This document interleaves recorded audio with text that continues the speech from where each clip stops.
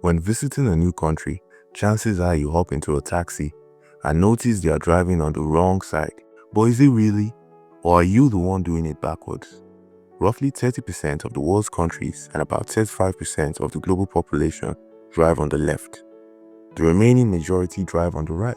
The origins of this split? Well, there's no single answer. It's not logic, it's not safety, it's not even Napoleon, though he gets blamed a lot. The story of left versus right driving is a weird mix of swords, horses, and modern economics. There are many explanations for why people might have preferred one side over another, and most reference the fact that about 90% of people are right-handed. One theory says pedestrians kept to the left for self-defense, keeping their sword hand free and positioned between them and oncoming strangers. Horses are traditionally mounted from the left, which would support this theory. But there's the opposite argument.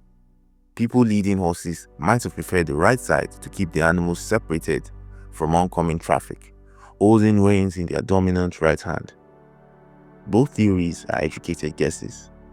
Different regions developed different customs without a universal rule. These competing theories show how complex the origins of everyday things can be. If you enjoy uncovering the surprising stories behind things we take for granted, hit subscribe. Let's dive back in. Most people aren't just right-handed, they're also right-eye dominant.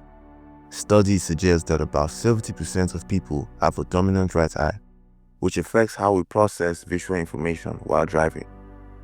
When driving on the left, your dominant right eye naturally focuses on oncoming traffic and the road ahead, while your weaker left eye monitors the periphery. This psychological preference might explain why many regions gravitated towards the left side in early times. In colonial America, large freight wagons became common by the 1700s. Drivers of multi-horse teams sat on the left rear horse to control the animals with a whip in their right hand. This position also made it easier to judge safe passing distances between other wagons approaching on the left. The first keep right law in the US was passed in 1792 within Pennsylvania.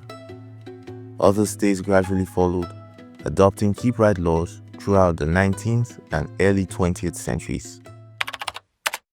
When automobiles appeared in the 1890s, manufacturers simply copied existing carriage designs. Now remember, America had keep right laws. Combine that with placing the steering wheel on the right side, and this creates an obvious safety problem.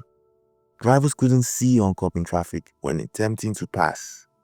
Yet this dangerous setup persisted for about 15 years. Henry Ford changed this with the 1908 Model T, moving the steering wheel to the left for better visibility in right-hand traffic. Ford's mass production made this layout standard in America by 1915. One of the most repeated stories claims Napoleon systematically changed traffic from left to right across his empire, but historians have found no official evidence that Napoleon ever issued such a policy. France legally required right-hand driving by 1794, and Napoleon's conquest did spread various French administrative practices.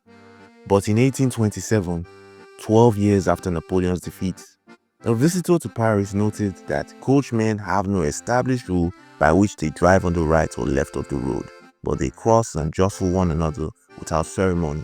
Most European cities had no consistent traffic direction until well into the 20th century.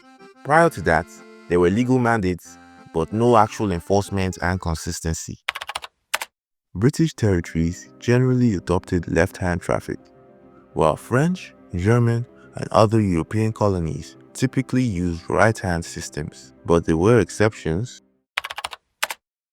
When Sweden switched from left to right in 1967, the operation was massive and expensive, redesigning thousands of road signs and traffic lights, modifying bus stops and taxi stands, retraining every professional driver. Vehicle cost. Most cars Sweden imported were already left-hand drive for right-hand traffic. Continuing to drive on the left meant expensive modifications or limited vehicle choices. Today, from an economic standpoint, switching would be virtually impossible for developed countries. Yet, countries have switched sides based on practical considerations. Sweden switched largely because most imported cars were already left-hand drive, and their neighbors used right-hand traffic. Several former British colonies in West Africa switched to right-hand driving to align with neighboring French territories. Samoa switched to left-hand driving in 2009, primarily because right-hand drive vehicles from nearby countries were significantly cheaper than left-hand drive imports.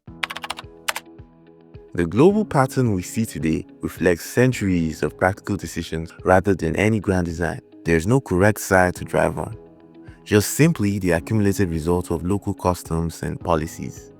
So why does your country drive on the side it does? Let me know in the comments. Thanks for watching.